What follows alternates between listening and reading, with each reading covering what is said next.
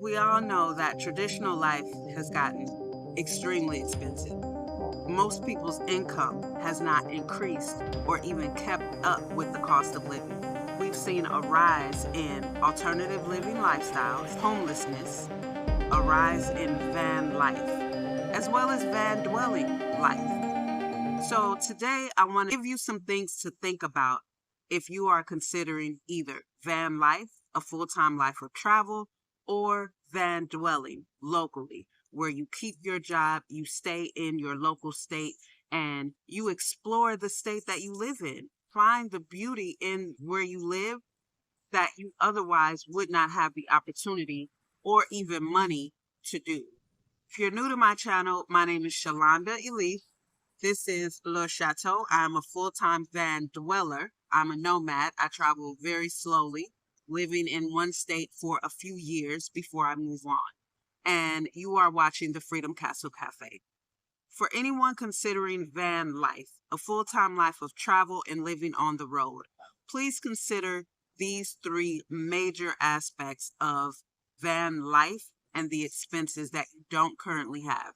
So although you'll be giving up the thousands of dollars in rent that you're paying, you will now be taking the 7 to 10,000 miles that you drive annually, driving that in just a few months. So that is going to be an extreme increase in the amount of gas that you buy. Make sure you have the funds to compensate that, because you're going to be buying gas at different prices in different places.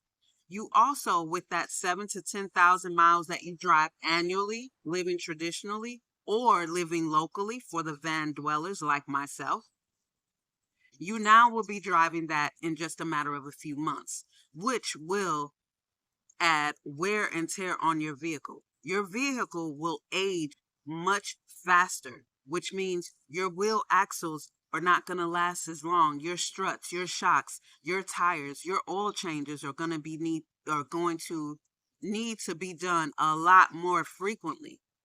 What if you break down in the middle of nowhere? You're nowhere near anywhere where you know anyone.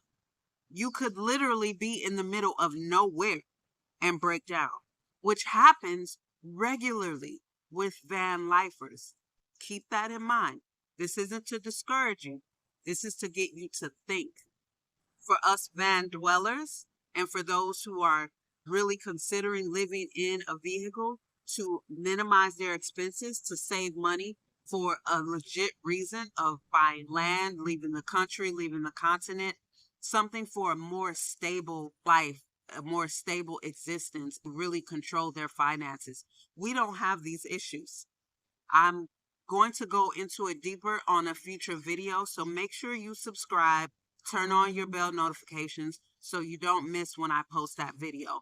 But just to give you some insight, another thing you have to consider with living full-time on the road as a van lifer, where will you get your mail?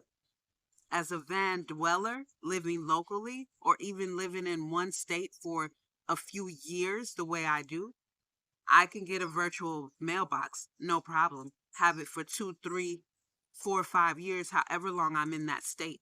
It's not a problem at all. You, however, as a van lifer living on the road in state to state, constantly driving, where will you pick up mail? How will you set up a postal address? And to get a virtual address, you need some sort of address already. I use my client's address because I don't have any type of address. So I use my client's address to get my virtual address. So again, I will go into that on a future video. For any van dwellers or aspiring van dwellers, check out my video that I did on 11 keys to being a full-time mobile dweller that no one else will tell you. I'll link that video in the description.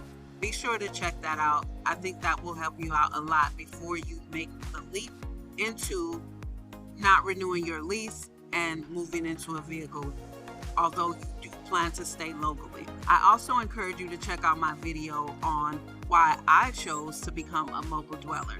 I will link that in the description box below. Again, I'm Shalonda Elise. I appreciate your time. Thank you for watching this video.